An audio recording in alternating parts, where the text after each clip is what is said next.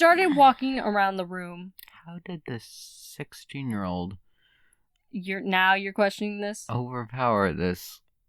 And not the security guards? You didn't question when the security guards were being taken out? Grown adult man. How... And she has internal bleeding. Yes. She was hit a lot. And yet... Yes. The answer to your question is yes. She started walking around the room and smirked, seeing a simple butter knife on his bedside. Did he have a late night snack, or does he have a butter knife on the side of? Does the author mean a butterfly knife? Because Lucas is also a psycho. No, it's a butter knife. She picked it up and walked over. They say that the eyes are the softest organs on the body. She slowly licked the knife, soft as butter. Okay. Eyes aren't that soft, but okay. He looked in horror, trying to get away, as she started to dig out his eyes with the knife. Oh, it's Jack's story. He shrieked loudly, and she quickly tied a cloth around his mouth. From where? I don't know. Now, we can't have you waking the neighbors. The neighbors are already woke, sis. They're woke, they're shook. He wasn't able to see anything. The pain was unbearable. Blood leaked violently from his eye sockets. He would cry, but was now incapable. She dug around for more items and picked up a pair of scissors. She walked over to him, crawling over him. I think you need to cut loose, brother. I hate it. She stabbed the scissors into his guts, and he cried out in a muffled scream of pain. She treated him like arts and crafts, cutting through his skin like paper. She lifted up his large intestine and smirked wickedly. You know what I love? Macaroni art. She started to cut the intestines into sections. Yes. Whatever you're thinking, yes. Yeah. So. Yes. She took a butter knife to his eye and said, scooped it out. Yes. How? You dig it right in underneath and then you pop it right back out. What does it fucking matter? The point is it happened. This is happening. These might be a little too big to put on a plate, though. She could hear her brother foaming blood from the mouth. However, he had to swallow the blood back because of the cloth around his mouth. Blood doesn't foam. Yes, it does. So saith this author. Doesn't that taste good? She licked his blood off his fingers. I sure know I like it. Uh-huh. I'm gonna bring up, some things about her later. But just keep in mind of all the treatment she's done to males.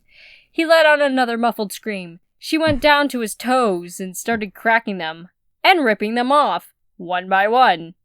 After a while, his screams grew futile. His throat was raw and bloody by now. Next, she worked on his fingers, snapping them and ripping them off slowly. The gurgling became louder, and he started to squirm. He was so his toes are fine, but his fingers? I want my fingies. He was choking on his own blood. She pulled the cloth down, and blood poured from his mouth, and turned his head to the side, and vomited violently. There, brother, she said, patting his head. Eat this, and feel better. She stuffed one of the fingers into his mouth, making it jam into his throat. He choked, and slowly died. Now is the time where he slowly dies. I see. Your time was up. The girl known as Natalie, walking into her room, dripping blood. Off to the corner she saw it, her stuffed giraffe. She knelt down and stared at it. Then, without a word, she stood back up and walked into the bathroom. Staring at herself, covered in blood, she heard a faint ticking noise. Oh, yes. She looked down and saw a pocket watch. That was just randomly fucking there.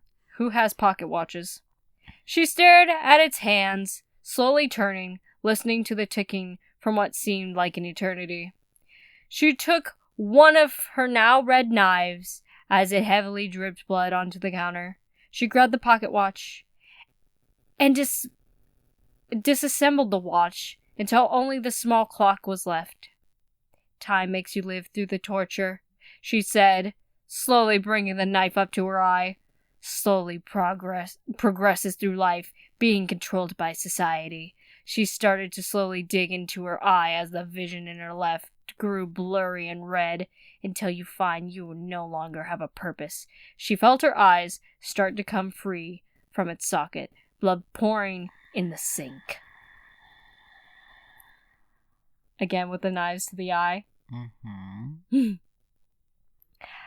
Blood. Oh, it's a vicious circle. She felt it drag out of her socket, a sharp pain where it was connecting in her head. Time does not speed up. It does not slow down. It is violent. She grabbed onto the cord of her eye and tore it right off, the eye falling into the sink. It makes you live through the torture over and over again. She started to place the clock in her eye, unable to fast forward away from it. There was a squishing sound and drips of blood, until it seemed like the clock fit perfectly into her socket.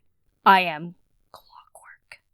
The young 16-year-old girl, formerly known as Natalie, walked away from her burning house. Why was it on fire?